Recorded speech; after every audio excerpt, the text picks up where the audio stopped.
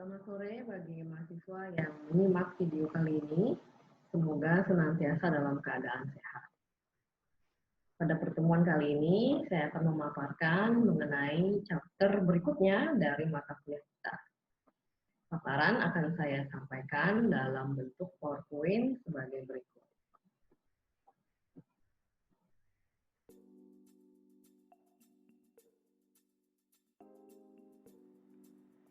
Pada video ini kita akan membahas segmentasi dan positioning global.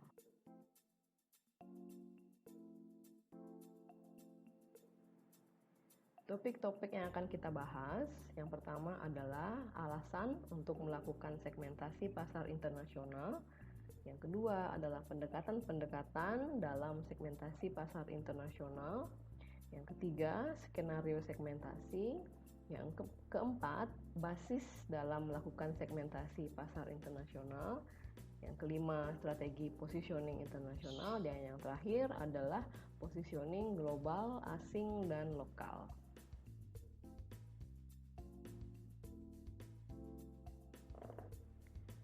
Alih-alih berkompetisi secara luas atau menargetkan segmen pasar yang besar, kebanyakan perusahaan memilih untuk mengidentifikasi dan menargetkan segmen pasar yang paling atraktif yang dapat mereka layani secara lebih efektif.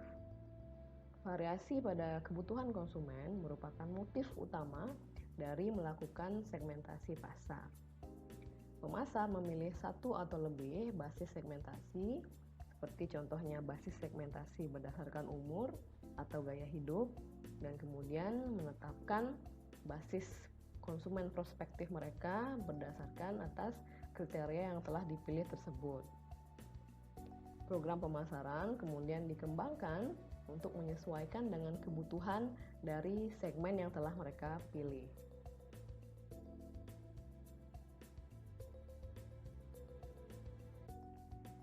Kita masuk ke poin bahasan yang pertama, yaitu alasan untuk melakukan segmentasi pasar internasional. Tujuan dari segmentasi pasar adalah untuk memecah pasar menjadi beberapa kelompok konsumen yang berbeda, yang juga memiliki respon yang berbeda terhadap program bauran pemasaran perusahaan. Dengan cara tersebut, perusahaan dapat menyesuaikan strategi bauran pemasaran ke masing-masing segmen. Dengan demikian, perusahaan dapat memuaskan kebutuhan masing-masing segmen dengan lebih baik.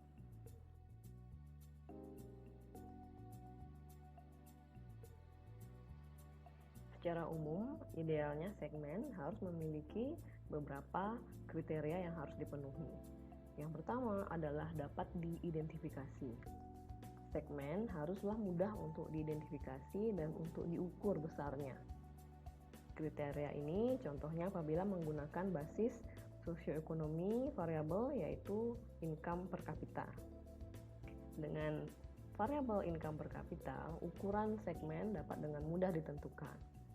Di sisi lain, ukuran segmen yang menggunakan basis segmentasi value atau gaya hidup seringkali agak sulit untuk diukur besarannya. Kriteria yang kedua adalah jumlahnya cukup besar. Segmen haruslah cukup besar sehingga layak untuk disasar. Namun, teknologi modern seperti flexible manufacturing memungkinkan perusahaan untuk melonggarkan kriteria ini. Dan faktanya, banyak segmen yang dianggap terlalu kecil di satu negara akan menjadi atraktif apabila segmen tersebut digabungkan dengan segmen-segmen sejenis di beberapa negara.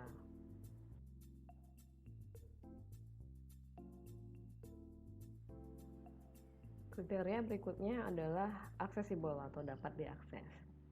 Segmen haruslah mudah untuk dijangkau melalui upaya-upaya promosi dan distribusi.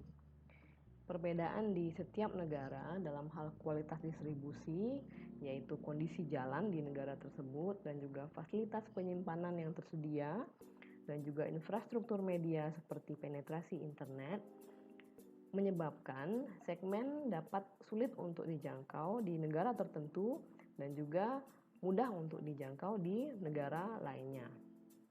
Kriteria berikutnya adalah stabilitas.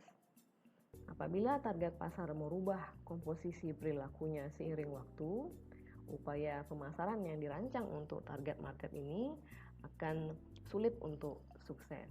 Sehingga target pasar yang baik adalah memiliki stabilitas dalam perilaku mereka.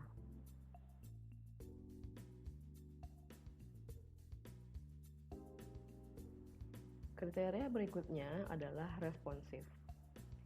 Agar segmentasi pasar ini bermakna, penting agar segmen-segmen ini memiliki respon yang berbeda-beda terhadap satu strategi bauran pemasaran. Hal ini menunjukkan bahwa segmen pasar ini memiliki karakteristik yang berbeda. Kemudian kriteria yang berikutnya adalah actionable atau dapat ditindaklanjuti.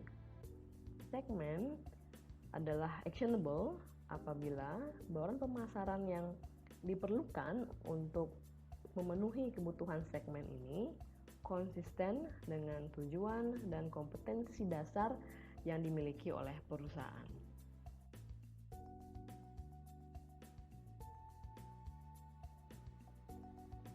Terdapat beberapa alasan pemasar internasional melakukan segmentasi pasar internasional. Alasan yang pertama adalah country screening atau penyaringan negara-negara. Perusahaan umumnya melakukan penyaringan awal terhadap sejumlah negara target sebelum mengidentifikasi pasar atraktif bagi produk atau layanan yang mereka tawarkan. Dalam penyaringan awal, analis pasar umumnya bergantung pada beberapa indikator di mana informasi dapat dengan mudah dikumpulkan dari sumber-sumber data sekunder.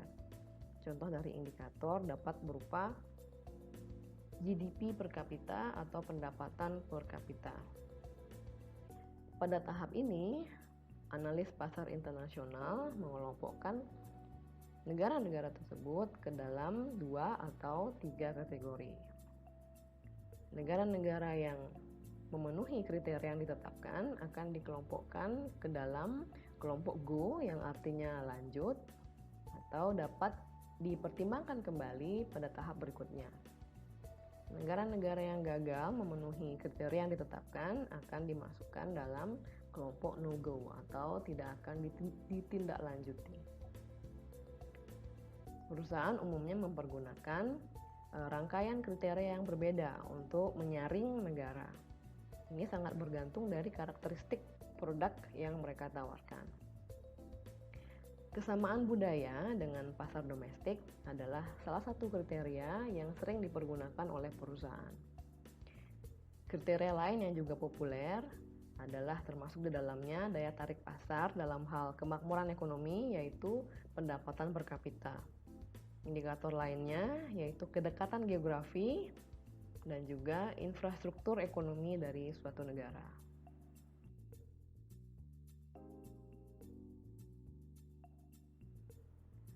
Alasan yang kedua adalah riset pemasaran global. Karena perusahaan global seringnya beroperasi di banyak negara, melakukan riset pasar di masing-masing negara tersebut menjadi sangat tidak efisien. Satu pendekatan yang dapat dilakukan adalah yang pertama dengan memulai mengelompokkan negara-negara tersebut menjadi beberapa klaster yang terdiri atas negara-negara yang homogen atau dengan karakteristik yang sama. Kemudian dari masing-masing kelompok diambillah satu negara untuk dipilih sebagai tempat melakukan riset, di mana riset akan dikonsentrasikan pada satu negara terpilih tersebut. Kemudian temuan dari riset pasar tersebut dari satu negara yang terpilih akan kemudian diimplementasikan pada negara-negara lain yang menjadi anggota dalam satu klaster yang sama dengan negara yang terpilih tersebut.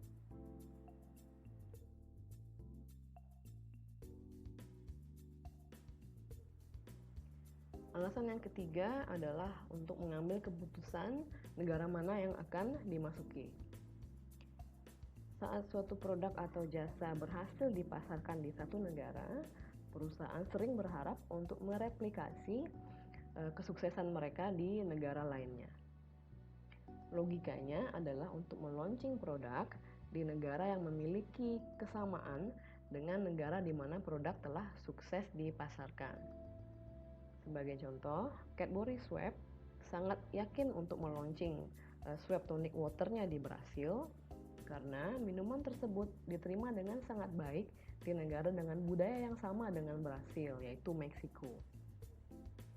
Tabasco sauce sangat populer di banyak negara Asia seperti Jepang yang menyukai makanan pedas, sehingga McHenry, perusahaan pembuat Tabasco yang berbasis di Louisiana, memandang bahwa memasuki pasar Vietnam dan India, yaitu dua negara berkembang di Asia dengan kesukaan pada makanan pedas, sebagai langkah yang sangat logis untuk melakukan strategi ekspansi di Asia.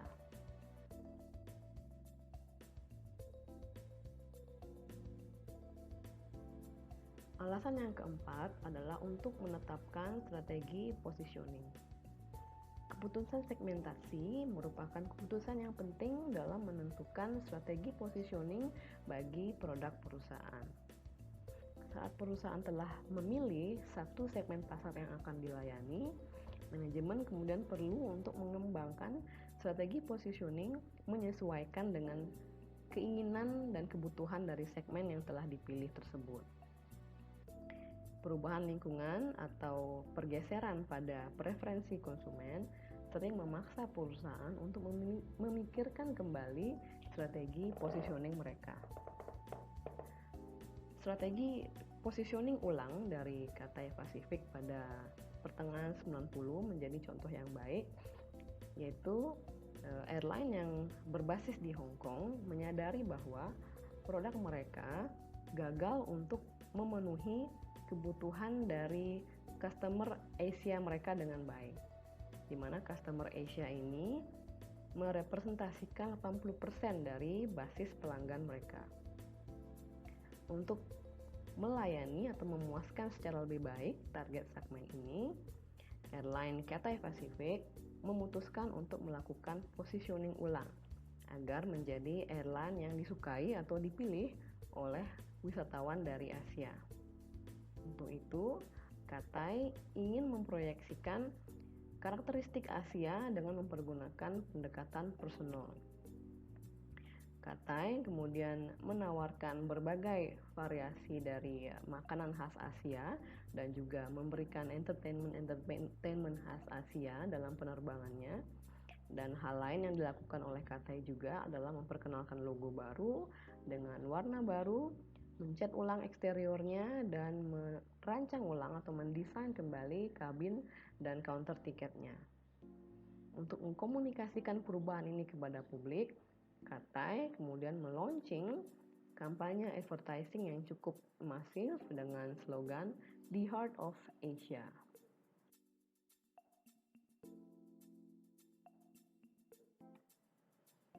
Alasan yang kelima adalah membantu alokasi sumber daya. Segmentasi pasar akan sangat bermanfaat dalam membantu manajer untuk menentukan bagaimana mengalokasikan sumber daya pemasaran di berbagai negara. Contohnya, Nestle mengelompokkan negara-negara mempergunakan dua kriteria untuk produk Nescafe-nya. Kriteria tersebut adalah konsumsi kopi per kapita dan market share Nescafe di negara tersebut. Manajer Nestle dapat memutuskan untuk mengkonsentrasikan upaya pemasaran pada negara-negara yang memiliki pangsa pasar rendah untuk Nescafe, namun memiliki konsumsi kopi per kapita yang tinggi. Sehingga di negara-negara ini, Nestle dapat memfokuskan upaya pemasaran demi meningkatkan market share dari Nescafe.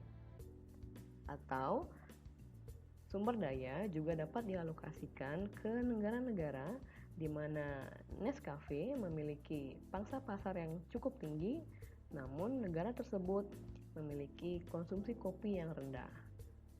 Harapannya adalah dengan upaya pemasaran, Nestle dapat meningkatkan konsumsi kopi per kapita di negara tersebut sehingga meningkatkan penjualannya.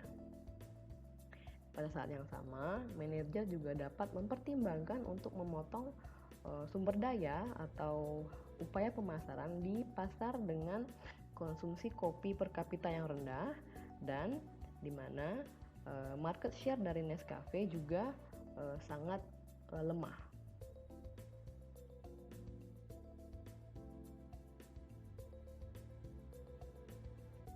Alasan yang keenam adalah untuk merancang strategi bauran pemasaran atau marketing mix.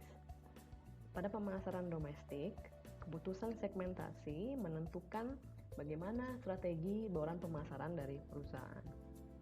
Dalam logika yang sama, segmentasi pada berbagai negara yang dilakukan oleh pemasar internasional juga menjadi panduan bagi pemasar internasional dalam menentukan strategi bauran pemasarannya.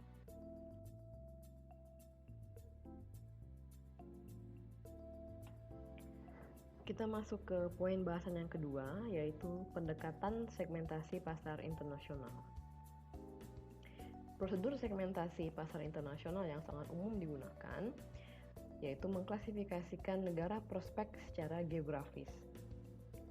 Pendekatan ini dikenal dengan sebutan country as segment atau segmentasi agregat.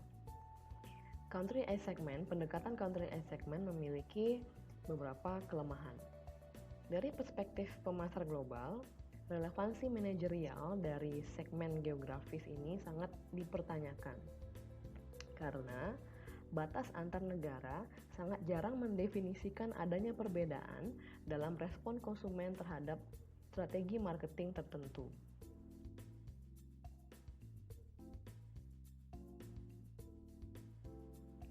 Pendekatan alternatif yang dapat dilakukan adalah segmentasi internasional disagregat. Di sini fokusnya adalah pada konsumen individual. Sama seperti pemasaran domestik, satu atau lebih basis segmentasi dipilih. Contohnya adalah gaya hidup, demografi, atau nilai. Segmen konsumen kemudian diidentifikasi berdasarkan atas kesamaan mereka terkait dengan basis segmentasi yang terpilih. Permasalahannya di sini adalah menargetkan segmen konsumen yang berbeda-beda secara geografis dapat memunculkan permasalahan secara logistik.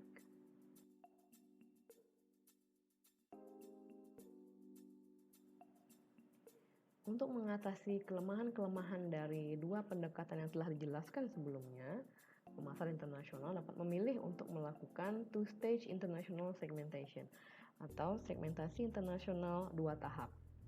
Pada tahap yang pertama dilakukan segmentasi makro, yaitu klasifikasi dari beberapa negara menjadi klaster-klaster yang berbeda, di mana dalam satu klaster terdapat kumpulan negara dengan karakteristik yang sama. Pada step yang kedua dilakukan segmentasi mikro, yaitu mensegmentasi konsumen pada masing-masing klaster negara yang telah diidentifikasi pada step yang pertama. Pada step yang pertama, yaitu segmentasi makro, negara-negara dikelompokkan mempergunakan basis segmentasi yang sangat general atau umum. Kemudian pada level yang kedua, yaitu segmentasi mikro, hal ini sama dengan segmentasi standar yang dilakukan dalam satu negara. Segmentasi mikro mempergunakan kriteria yang sama dengan standar market segmentation, yaitu demografi, contohnya usia, gender, family life cycle, atau mempergunakan variabel sosioekonomi, contohnya adalah income per kapita dan kelas sosial. Dapat juga mempergunakan variabel gaya hidup, nilai, dan juga manfaat yang dicari.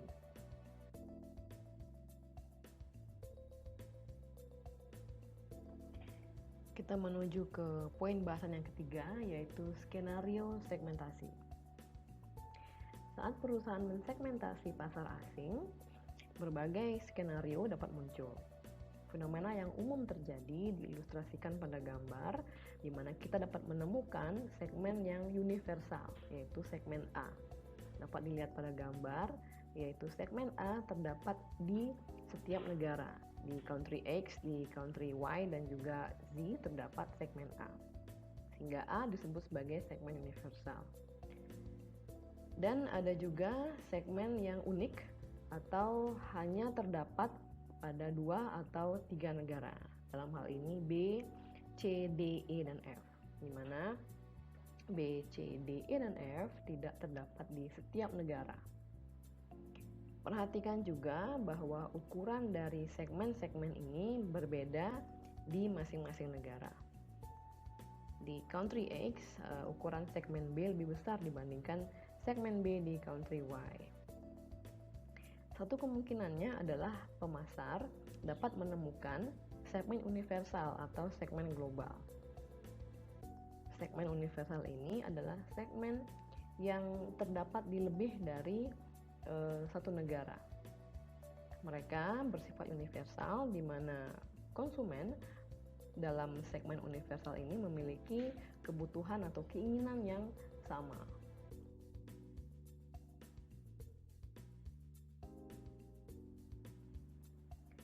Contoh dari segmen universal termasuk diantaranya adalah kaum muda global, business traveler, dan juga kaum elit global atau golongan kelas atas. Persamaan dalam kebutuhan konsumen bergantung pada kategori produk. Ini akan kita bahas pada section berikutnya. Salah satu contoh dari bagaimana menargetkan universal segment adalah Axe, yaitu merek dari produk perawatan diri bagi pria dari Unilever, menunjukkan bagaimana perusahaan dapat memasarkan produknya dengan sukses pada suatu segmen global. Dalam hal ini, kaum muda global. Untuk memperoleh perhatian dari kaum muda di seluruh dunia, Unilever mengembangkan ide marketing seputar parfum Axe atau deodoran Axe. Tim pemasaran Axe menciptakan suatu rangkaian iklan yang menunjukkan Axe Effect, yaitu bagaimana para wanita mengejar pria-pria yang mempergunakan deodoran dengan merek Axe.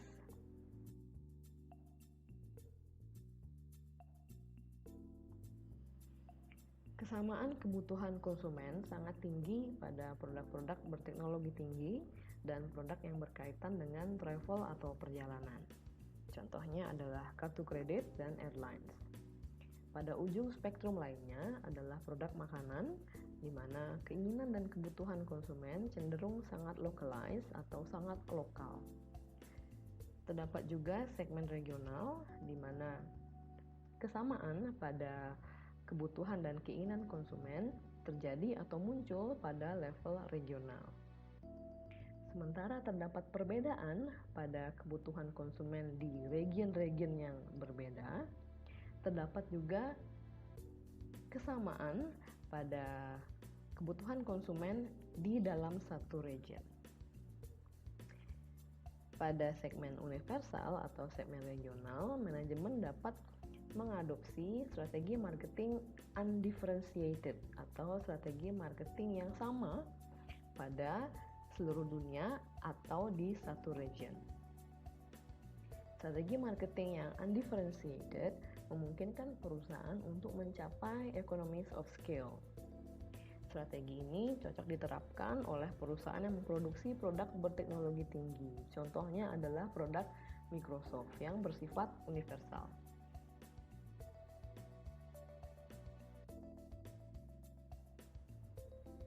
Pada ujung spektrum yang lain, terdapat perusahaan yang menyesuaikan strategi pemasarannya terhadap kebutuhan dan keinginan pasar lokal.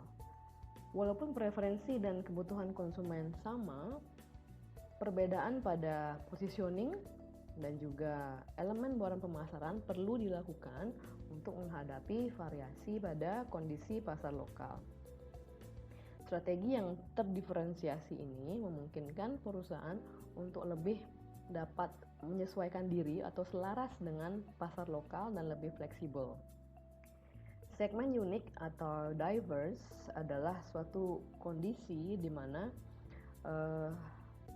kebutuhan dan keinginan konsumen sangat berbeda di negara yang berbeda atau sangat berbeda antar negara, sehingga sangat sulit untuk mendapatkan segmen yang sama di beberapa negara. Dibandingkan dengan mencari satu segmen yang sama di beberapa negara, terkadang manajemen memilih target market yang paling atraktif di masing-masing negara. Contohnya yang dilakukan oleh Jack Daniel's, merek whisky berbasis di Tennessee. Jack Daniel's mengimplementasikan diverse target market, di mana di Australia minuman ini menargetkan social drinker yang muda dan hip. Di Cina, di mana sebotol Jack Daniel dibanderol seharga $30 atau lebih, atau 2 kali harga di pasar Amerika, target market Jack Daniel's di Cina adalah urban professional berusia 30-40 tahun yang menghasilkan $1.000 per bulan.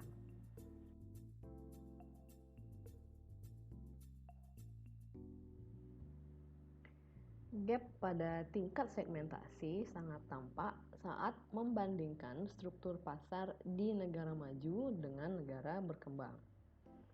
Untuk kebanyakan barang konsumen, struktur pasar untuk satu kategori di negara berkembang seringnya sangat sederhana, yaitu produk premium versus produk ekonomi. Di negara maju di sisi lain, mereka umumnya memiliki lebih banyak segmen dan ceruk. Ini disebabkan oleh perbedaan pada tingkat perkembangan dari pasar. Pada awal siklus hidup produk, pasar umumnya masih relatif kurang tersegmen. Namun seiring dengan semakin berpengalamannya konsumen dan mereka menginginkan fitur-fitur lebih dari produk yang mereka konsumsi, kemudian muncullah segmen-segmen baru dan ceruk-ceruk pasar yang baru.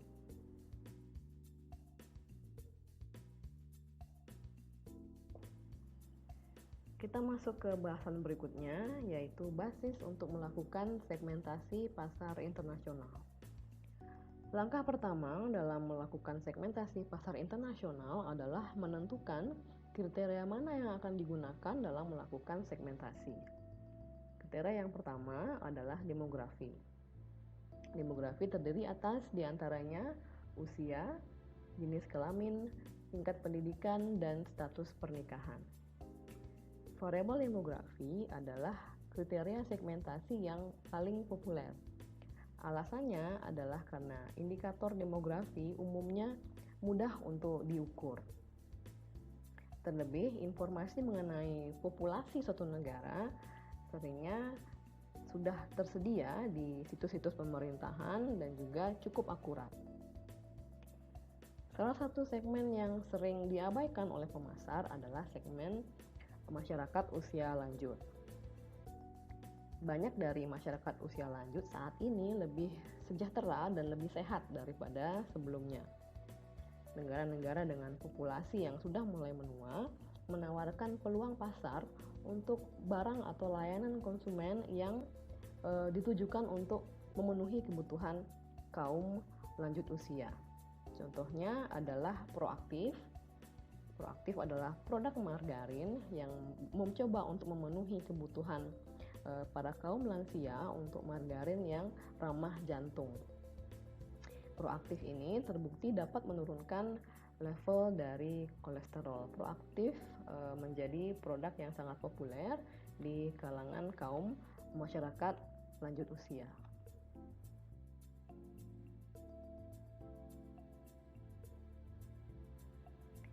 Variabel yang kedua adalah variabel sosioekonomi. Foto satelit yang diambil dari benua Eropa pada malam hari menunjukkan kurva lampu berwarna biru yang merentang dari Manchester, Inggris, kemudian Jerman Rhineland, dan berakhir di utara Italia. Jurnalis Prancis menamai area ini Blue Banana. Area ini memiliki konsentrasi terbesar dari kota-kota besar di seluruh dunia dan juga lalu lintas perdagangan yang paling padat dan juga kapasitas produksi tertinggi per kilometer persegi. Region ini menciptakan peluang pasar yang cukup besar bagi para pemasar barang-barang mewah. Contohnya adalah Louis Vuitton, BMW, kemudian layanan-layanan kelas atas, dan juga produk-produk yang berkaitan dengan rekreasi.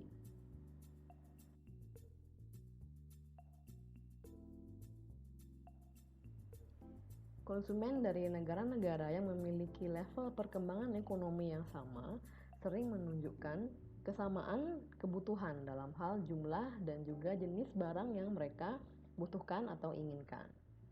Sehingga tidak mengherankan apabila banyak pemasar barang konsumen yang memandang bahwa pendapatan per kapita sebagai salah satu kriteria kunci dalam mengelompokkan pasar internasional. Kelemahan utama dalam menggunakan pendapatan per kapita sebagai indikator perkembangan ekonomi juga berlaku saat menggunakan indikator ini untuk melakukan segmentasi pasar. Kelemahannya adalah monetisasi transaksi di dalam satu negara, yaitu untuk membandingkan indikator seperti pendapatan per kapita antar negara, angka-angka yang berbasis pada mata uang lokal harus disamakan ke dalam satu mata uang yang umum seperti contohnya US dollar. Namun, pendapatan yang berbasis pada GDP atau perhitungan GDP jarang mencerminkan daya beli yang sebetulnya dari masyarakat satu negara. Sehingga angka pendapatan per kapita pada GDP tidak selalu memberitahukan angka yang akurat mengenai seberapa banyak yang dapat dibeli oleh satu orang atau satu keluarga di suatu negara. Katakanlah middle class di negara berkembang memiliki pendapatan 85 juta per tahun. Dan middle class di negara maju memiliki pendapatan 500 juta per tahun. Keduanya memiliki daya beli yang sama di masing-masing negara. Hal ini disebabkan karena biaya hidup yang cukup tinggi di negara maju menyebabkan angka tersebut menjadi sangat tinggi.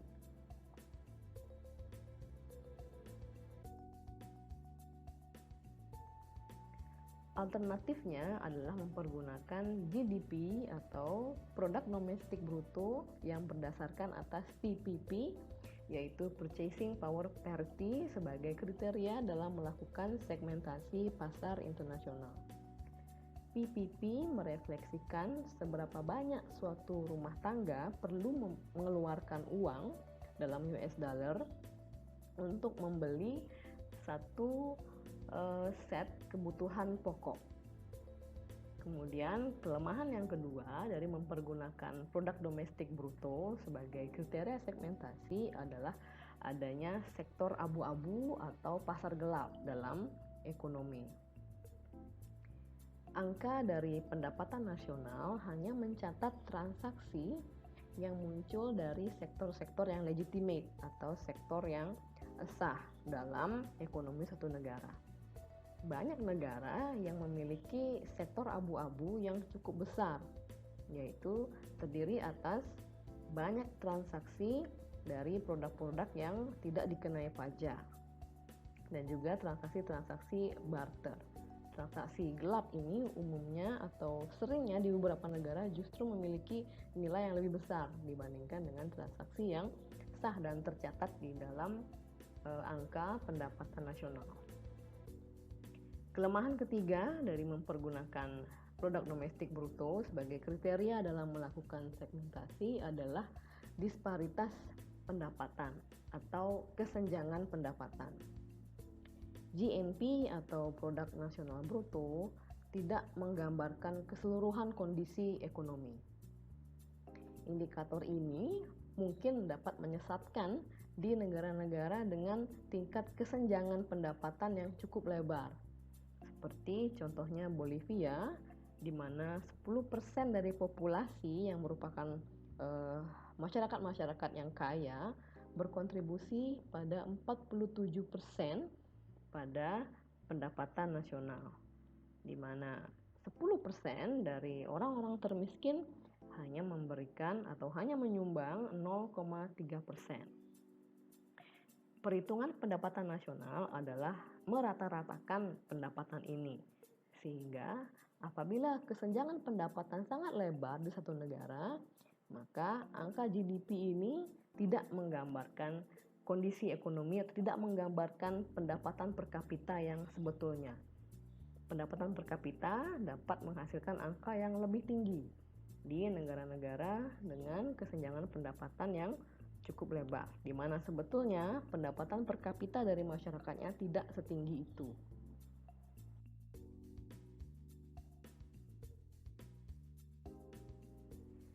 Variabel yang ketiga sebagai basis dalam segmentasi pasar internasional adalah segmentasi berbasis perilaku. Kriteria yang digunakan dalam segmentasi perilaku diantaranya adalah level dari loyalitas merek, tingkat penggunaan yaitu konsumsi per kapita, penetrasi produk yaitu persentase dari target market yang mempergunakan produk tersebut atau merek tersebut, dan manfaat yang dicari dari suatu produk.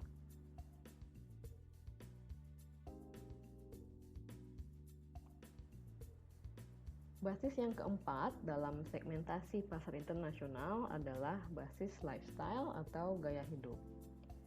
Pemasar dapat mengelompokkan konsumen berdasarkan atas gaya hidup mereka.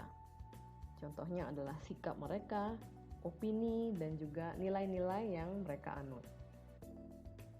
Contoh dari segmentasi gaya hidup adalah pendekatan yang dilakukan oleh GfK Roper Consulting yang menghasilkan Value Scope Model.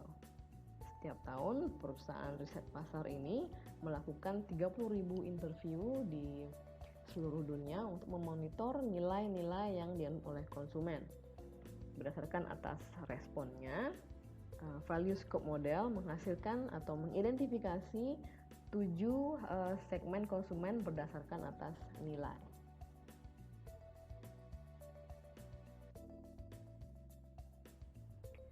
Tujuh segmen gaya hidup tersebut adalah sebagai berikut.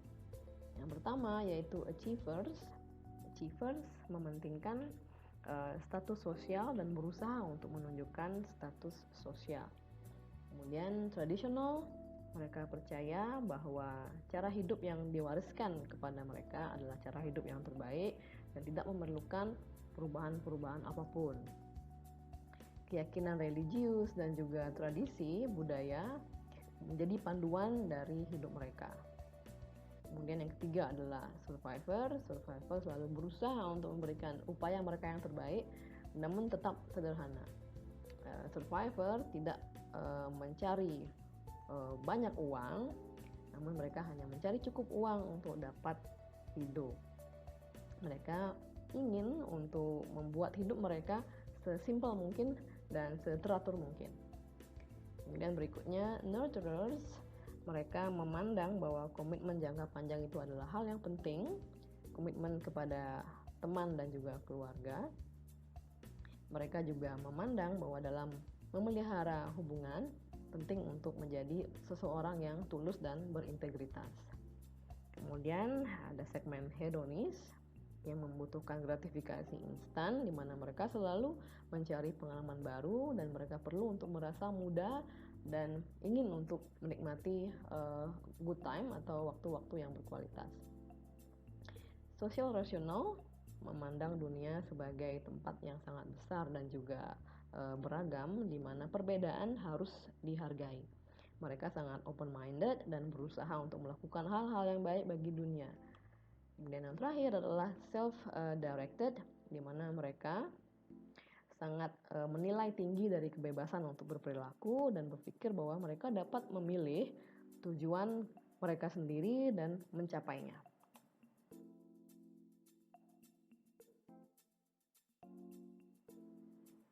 Praktisi dan akademisi memiliki concern terkait dengan penggunaan variabel lifestyle dalam atau sebagai basis segmentasi. Yang pertama adalah value atau nilai terlalu umum untuk dapat dikaitkan dengan pola konsumsi atau dengan perilaku pemilihan merek dalam satu kategori produk. Sebagai hasilnya, segmentasi berdasarkan lifestyle seringnya tidak terlalu bermanfaat sebagai alat untuk membuat prediksi mengenai perilaku pembelian konsumen. Kemudian yang kedua, segmentasi berbasis nilai seringkali tidak actionable atau tidak dapat ditindaklanjuti. Ingat bahwa salah satu kriteria bagi segmentasi yang efektif adalah actionability, seperti yang telah dibahas pada poin yang pertama. Pengelompokan berdasarkan atas lifestyle tidak memberikan panduan yang cukup dalam hal upaya pemasaran apa yang dapat dilakukan untuk masing-masing segmen. Kemudian yang ketiga, implementasi internasional dari segmentasi berbasis lifestyle ini sangat terbatas karena lifestyle atau gaya hidup, walaupun dalam satu regional yang sama, gaya hidup dapat bervariasi dari satu negara ke negara lainnya.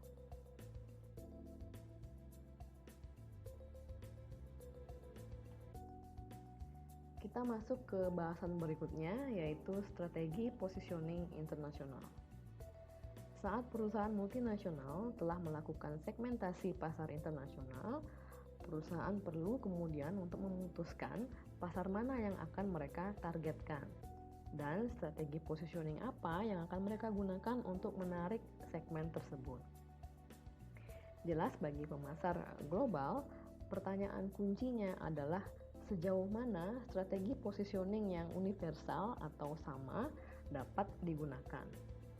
Dan jelas bahwa salah satu faktor kuncinya adalah keputusan dari target pasar.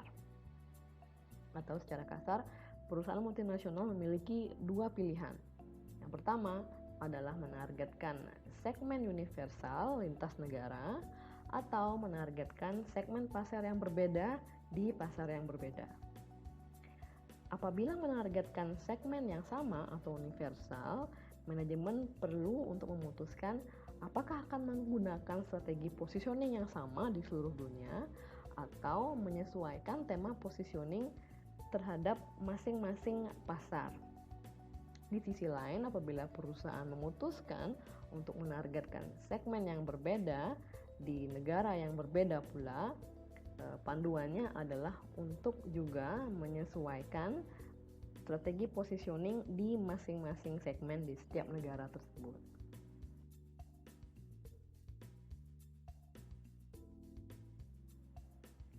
Saat target konsumen sangat serupa di seluruh dunia dan menganut nilai-nilai yang sama dan menunjukkan pola perilaku pembelian yang sama, strategi positioning yang uniform atau serupa akan cukup berhasil. Kebutuhan untuk memiliki image yang konsisten, terutama sangat penting bagi merek-merek yang cukup terkenal di seluruh dunia. Samsung contohnya, manufacturer atau produsen barang-barang elektronik dari Korea Selatan mengumumkan keinginannya untuk meraih posisi nomor 1 dunia untuk produk-produknya pada tahun 2005. Untuk mencapai tujuan ini, Samsung kemudian memposisikan atau melakukan positioning pada mereknya sebagai produk dengan teknologi digital terdepan. Mempergunakan kampanye periklanan yang cukup agresif dan mereka juga mengembangkan serangkaian produk-produk digital yang berkualitas baik. Contohnya televisi, DVD players, dan juga mobile phones generasi ketiga. Memiliki tema positioning yang sama di seluruh dunia memungkinkan perusahaan untuk mempergunakan media-media global. Samsung contohnya, Samsung mensponsori event-event olahraga global yang sangat populer seperti Summer Beijing Olympics pada tahun 2008 dan juga mensponsori tim seperti Chelsea yang merupakan klub sepak bola unggulan Inggris.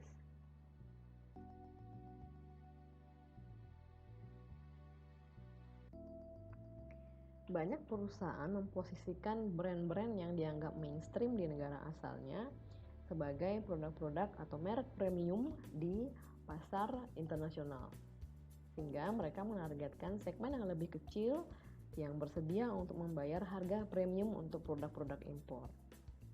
Dengan menargetkan pasar-pasar upscale atau kelas atas di negara-negara tujuan pemasaran, perusahaan dapat mendukung atau membiayai biaya yang lebih besar dari melakukan bisnis di sana. Contohnya adalah Pizza Hut. Di Amerika, Pizza Hut adalah merek fast food yang sudah mulai redup. Namun di Cina dan di pasar-pasar luar negeri lainnya, Pizza Hut telah menemukan suatu hidup baru di mana mereka dipandang sebagai restoran yang casual dan juga fashionable. Contoh lain dari brand yang merupakan brand mainstream di negara asalnya namun memiliki image yang premium di pasar internasional adalah Heineken, Levi's, dan Budweiser. Brand-brand lokal umumnya memiliki keunggulan sebagai yang pertama di pasar, sehingga menikmati manfaat-manfaat sebagai pionir. Sehingga alih-alih berkompetisi head-to-head dengan kompetitor lokal, merek-merek asing seringnya lebih baik dengan menargetkan pasar-pasar kelas atas, sehingga tidak menargetkan pasar yang sudah dimiliki oleh kompetitor lokal dan tidak berkompetisi secara head to head. Walaupun segmen upscale ini atau segmen kelas atas ini dalam jumlahnya lebih kecil dibandingkan dengan segmen pada umumnya, segmen ini bersedia untuk membayar harga premium yang cukup substansial untuk produk.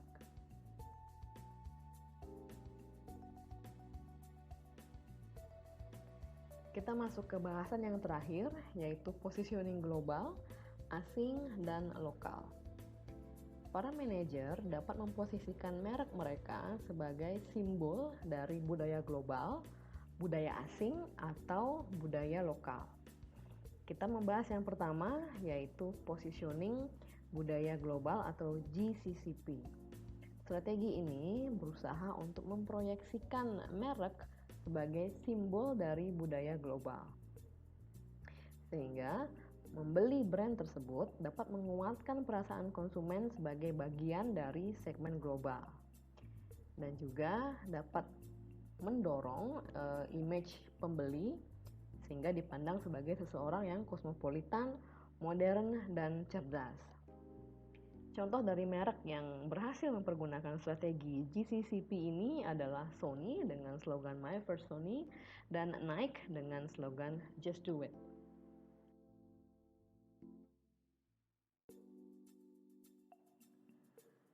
Pada ujung ekstrim yang lain adalah strategi positioning budaya lokal. Walaupun brand tersebut adalah brand global, brand ini digambarkan sebagai bagian intrinsik dari budaya lokal. Brand ini digambarkan sebagai brand yang dikonsumsi oleh orang lokal dan jika memungkinkan diproduksi oleh masyarakat lokal, mempergunakan supplier lokal dan bahan baku lokal. Dengan demikian, brand ini telah mencapai status multilokal. Contohnya adalah Singer, produsen dari mesin jahit. Singer dipandang sebagai produk asli Jerman oleh masyarakat Jerman dan produk asli Inggris oleh masyarakat Inggris dan dipandang sebagai produk asli Amerika oleh masyarakat Amerika. Dan faktanya dalam Perang Dunia Kedua, pilot Jerman menghindari mengebom pabrik dari Singer di Eropa karena berpikir bahwa Singer merupakan produk buatan Jerman. Padahal faktanya Singer adalah asli dari Amerika.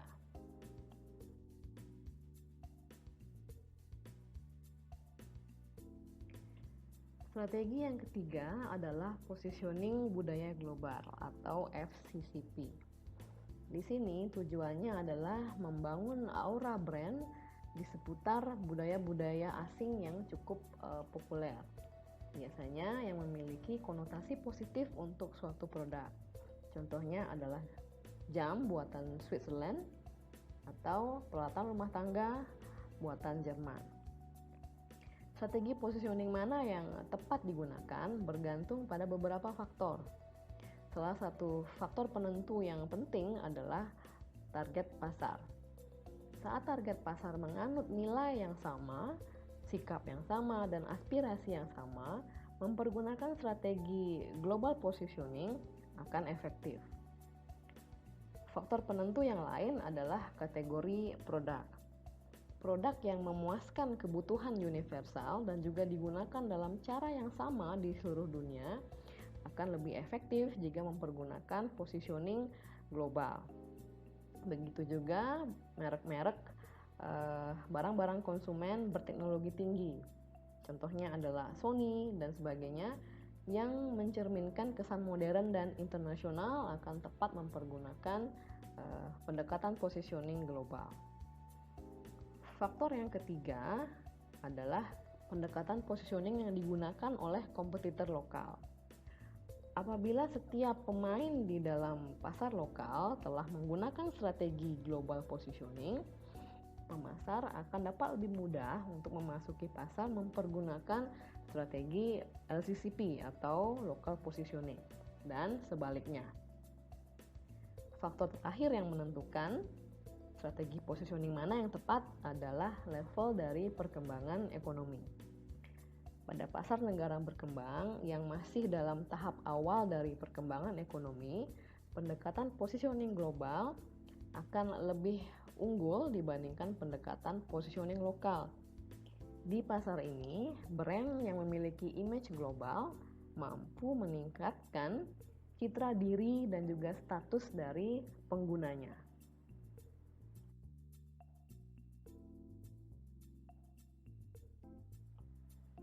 Beberapa brand juga mempergunakan pendekatan hybrid, yaitu mengkombinasikan 3 strategi positioning tersebut. McDonald diproyeksikan sebagai merek fast food yang kosmopolitan dan global. Ini mencerminkan positioning global atau GCCP. Namun di samping itu juga diproyeksikan sebagai merek asli dari otentik dari Amerika. Ini mencerminkan strategi positioning foreign atau FCCP. Dan di banyak negara, McDonald juga sering menyoroti aspek-aspek lokal, menekankan fakta bahwa McDonald menyediakan pekerjaan bagi masyarakat lokal, mempergunakan bahan baku lokal, dan sebagainya. Ini merupakan cerminan dari positioning lokal atau LCCP. Chain restoran fast food ini juga melokalisasi atau melokalkan menunya, menjual sandwich salmon di Norway, make teriyaki burgers di Jepang, make shawarma dan make kebab di Israel, samurai pork burgers di Thailand, dan juga lain sebagainya. Demikian pemaparan saya, semoga dapat diterima dan dipahami dengan baik.